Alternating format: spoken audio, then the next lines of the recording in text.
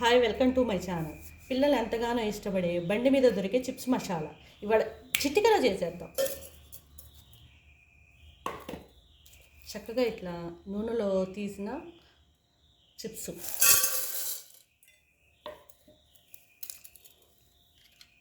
కొద్దిగా onions cut చేసి పెట్టుకొని సన్నగా తరిగి పెట్టుకున్న ఆనియన్స్, దీంట్లోనే టమాటా ముక్కలు,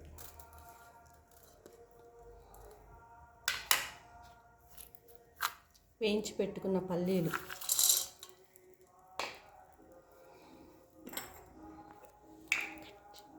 వేయించిన పల్లీలు వేసిన తర్వాత కొంచెం ధనియా పౌడర్,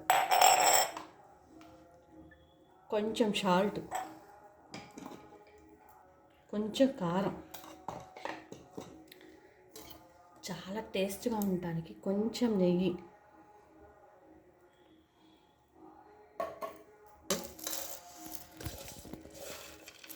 అన్నీ కలుపుకోవాలండి.